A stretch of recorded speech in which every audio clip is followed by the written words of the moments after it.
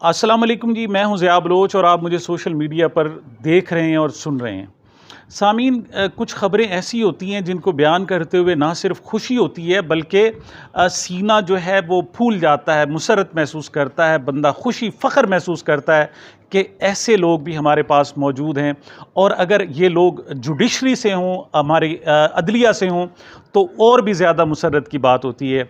आज मैंने आपको बताना है कि हमारे चीफ़ जस्टिस ने कानून की ख़िलाफ़ वर्जी पर आज इंतहाई स्टैंड लिया और इस कदर ज़बरदस्त स्टैंड लिया कि उन्होंने कहा कि अगर आधे घंटे के अंदर अंदर ये मामला ठीक ना हुआ, इस कानून की ख़िलाफ़ वर्जी बंद ना हुई, तो वो इस्तीफ़ा दे देंगे और उन्हें फिर इस कुर्सी पर बैठने का कोई हक़ नहीं होगा, वो नहीं बैठेंगे।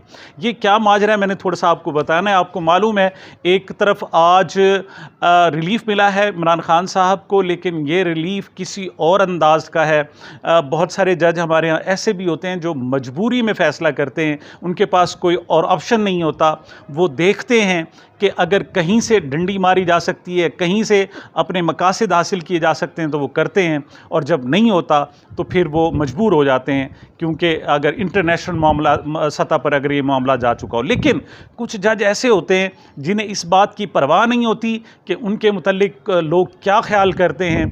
उन्होंने जिस बात का हलफ उठाया होता है कि आइन की पासदारी होगी, आइन को टूटने नहीं दिया जाएगा, आइन का तहफ़्फ़ुज़ किया जाएगा, और उसका भरपूर सूरत में करते हैं। आज मेरे पास 2-3 ख़बरें हैं। पहली बात यह है कि शहरयार अफरीदी को 2 दिनों के अंदर दूसरी मरतबा फिर गिरफ़्तार कर लिया गया। इंतहाई अफसोसनाक सूरत हाल है। आपको याद होगा कि पहली मरतबा जब इन्हें गिरफ़्तार किया गया था, उनकी अहलिया को भी गिरफ़्तार किया गया था। तो उस वक्त भी इस्लामाबाद हाई कोर्ट के एक जस्टिस ने ये रिमार्क्स दिए थे कि अगर तुमने फिर दोबारा उनकी अहलिया जो खातून खाना है, कोई उनका सियासी बैकग्राउंड नहीं है, उनको गिरफ़्तार किया गया तो बहुत बुरा सलूक होगा।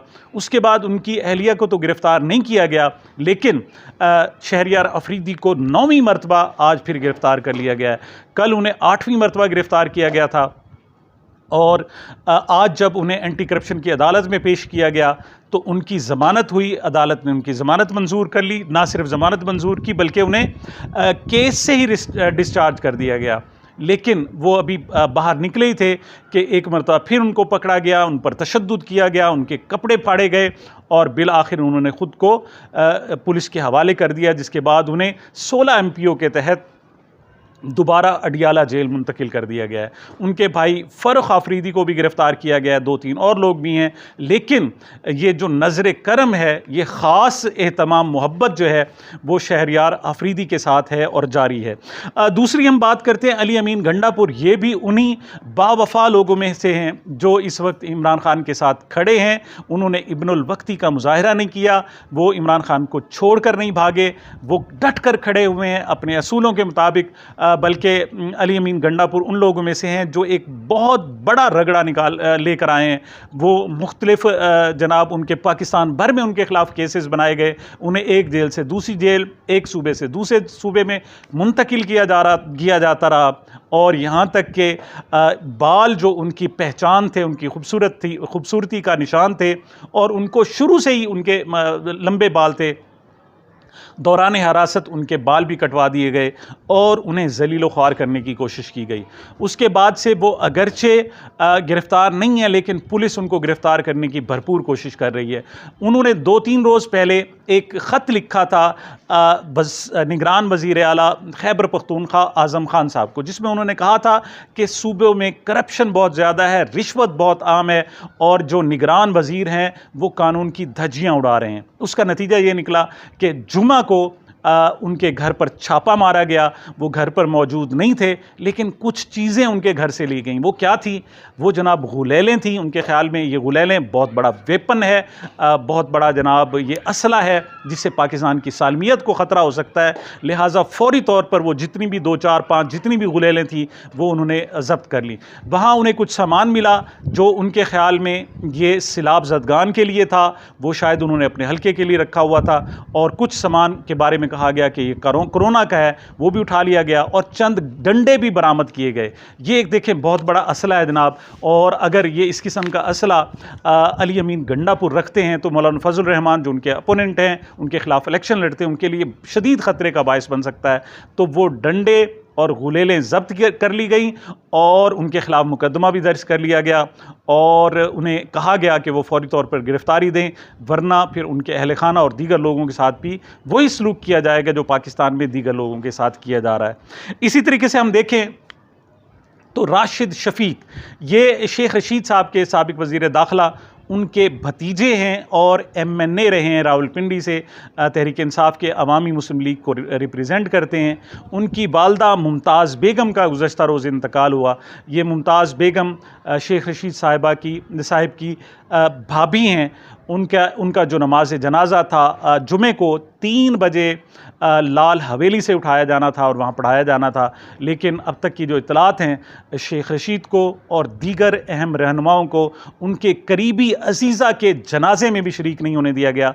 और अगरचे उनके घर में मैयत पड़ी थी, लेकिन उसके बावजूद रात भर उनके घरों में छापे मारे गए। इस पर साबिक वज़ीर दाखिला शेख रशीद अहमद ने एक वीडियो बयान भी जारी किया है, जिसमें उन्होंने कहा है कि मैं नमक हलाल हूँ, मैं हलाली शख्स हूँ और मैं ख़ानदानी शख्स हूँ और मैं कभी भी नहीं बिकूँगा और झुकूँगा भी नहीं, मैं कभी भी प्रेस कॉन्फ्रेंस नहीं करूँगा। साथ ही उन्होंने वज़ीर आज़म शहबाज शरीफ साहब को पैगाम भी दिया और उन्होंने कहा कि वो इतना जुल्म करें जितना वो कल को बर्दाश्त कर सकें, वो बहुत ज़्यादती कर रहे हैं। ये वही शेख रशीद हैं जब ये वज़ीर दाखिला थे और इन्हीं शहबाज शरीफ साहब की वालदा जब इंतकाल हुई थी तो उन्होंने मियां नवाज शरीफ साहब को, शहबाज शरीफ साहब को और दीगर लोगों को 3 दिन से भी ज़ायद के लिए पेरोल पर रिहा किया गया था। लेकिन अब लगता ऐसे है कि इंसानियत ख़त्म हो गई और इस वक्त एक ही है कि तहरीक इंसाफ को किसी तरीके से दबाया जाए, उन्हें दोबारा सर उठाने की इजाज़त न दी जाए,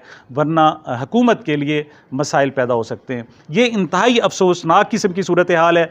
और दूसरी तरफ इमरान खान का जब से उन्हें रिलीफ मिला है तोशाखाना केस में, उनके ख़िलाफ़ शिकंजा मज़ीद सख्त कर दिया गया है।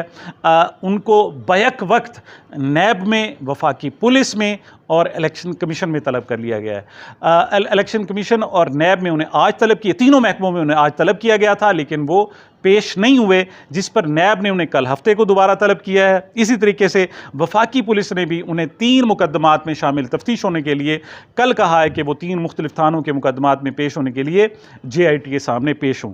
इसी तरीके से इलेक्शन कमीशन ने भी तलब किया था, जिस पर वो पेश नहीं हुए और अब उनको 8 अगस्त को दोबारा तलब किया गया है। यहाँ जो मामला है वो पार्टी को इंतखाबी निशान देने के हवाले से है और ये मुबैना तौर पर प्लानिंग की जा रही है कि तहरीक इंसाफ को जो उनका इंतखाबी निशान बल्ला है वो किसी तौर पर ही नहीं मिलना चाहिए। बहरहाल इमरान खान इस हवाले से कर रहे हैं, लेकिन जो गुज़श्ता रोज़ इजलास हुआ उसमें ये जो टाइम फ्रेम था वो बिगड़ जाने पर और इमरान खान की गिरफ़्तारी ना होने पर नई सूरत हाल का जायज़ा लिया गया और देखा गया कि बाकी कौन कौन से केस हैं जिनके ज़रिए इमरान खान की गर्दन के गिर्द घेरा बहुत ज़्यादा तंग किया जा सकता है। आखिर में मैं ज़िक्र करूँगा हमारे चीफ जस्टिस साहब ने मुस्ताफ़ी होने की धमकी दे दी। ये क्या मामला है? ये हमारे चीफ जस्टिस हैं, chief justice Peshawar high court justice Mohammad Ibrahim.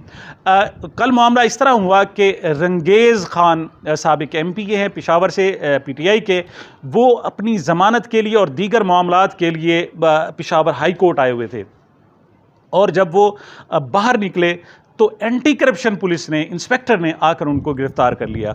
और जब चीफ जस्टिस मोहम्मद इब्राहिम को पता चला कि एक MPA को पेशावर हाई कोर्ट के अहाते से गिरफ़्तार किया गया है, तो उन्होंने इंतहाई सख्त किस्म के रद्द अमल का मुज़ाहरा किया।